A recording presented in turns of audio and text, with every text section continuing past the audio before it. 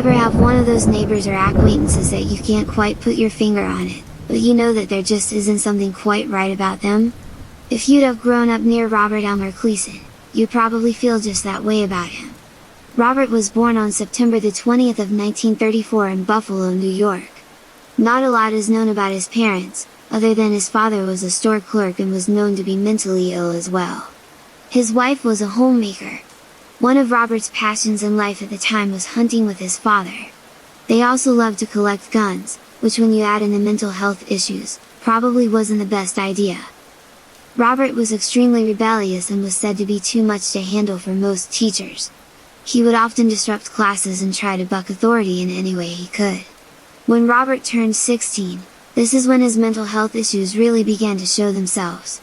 One day he was out in the yard and he stepped on a board that had a rusty nail sticking up out of it and it went into his foot. His mother was concerned, so she did what any good mother would do and she took her son to the emergency room to be treated. Most kids would have been thankful to have a loving mother who would look out for them. Not Robert.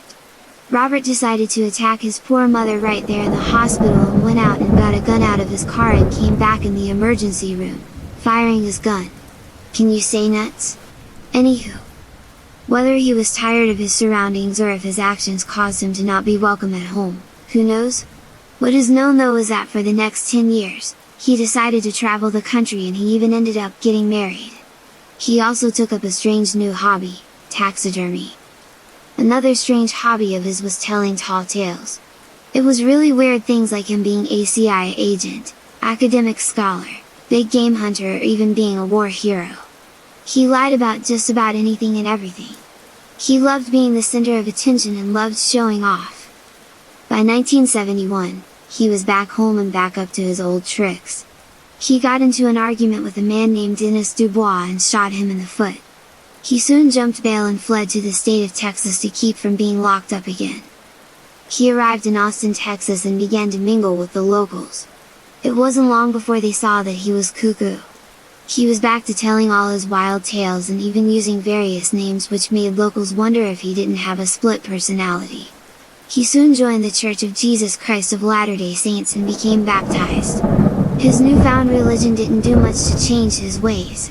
By 1973, he was arrested for rustling bison and got upset at the church for not hiring him an attorney. Was this guy off his rocker or what?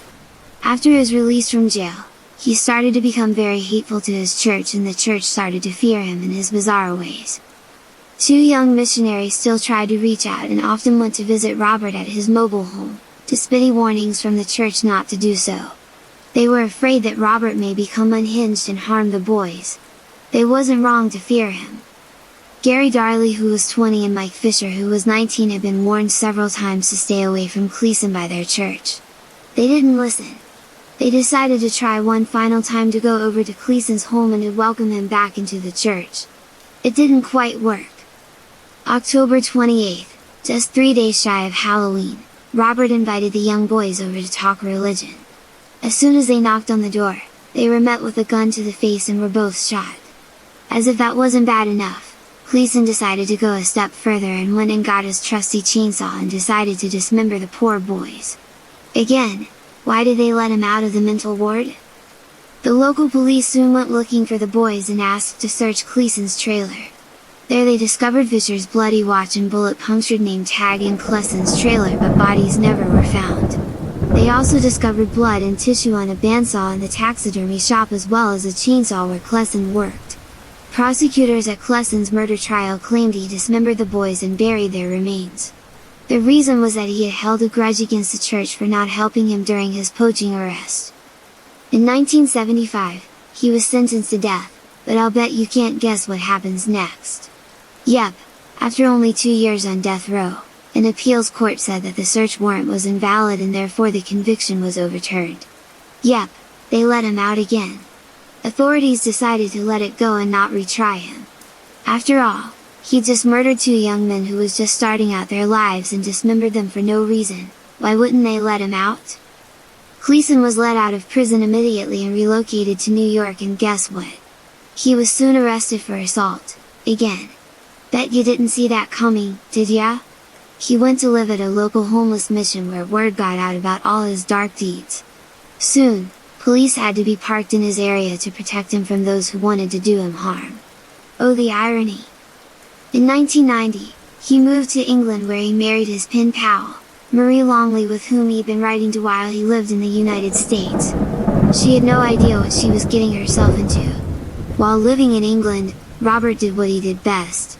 No, not killing. He started telling tall tales about being a war hero and being in the CIA in the States. He also started collecting a large arsenal of guns and ammunition again. The English authorities became suspicious and started doing a background check on him, and they learned that not only was Kleason not a hero, that he was also a convicted murderer and criminal. They arrested him on illegal firearm charges, and he spent the next few years in an English prison. Once his wife found out what a liar he was and about his violent past, she wanted to leave, but he warned her that if she tried, that he would hunt her down and kill her once she got out. Side note, this is why you don't let people like this out of mental wards or prisons, just saying. Moving on.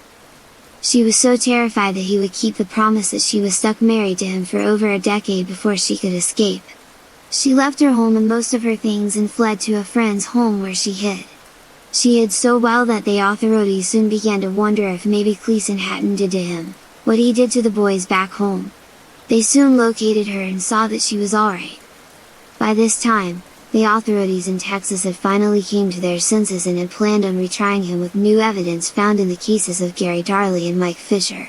Before he would be extradited though, Kleason finally did something good. He died of heart failure. He was 68 years old. Kind of a weird story, wasn't it? I'm surprised this story isn't more well known. It's almost like a real-life Leatherface. Except he didn't wear the skin. At least I hope not. That would be really gross. Anywho, if you liked today's story, we'd sure love it if you told your friends about it by sharing it on social media and by giving it a thumbs up to tell YouTube to share it more. As you know, they don't really monetize our type of content much anymore, so if you love what we do, you'd really be helping us stay in business by picking up some Graveyard Dance merchandise in the links below. Till next time folks!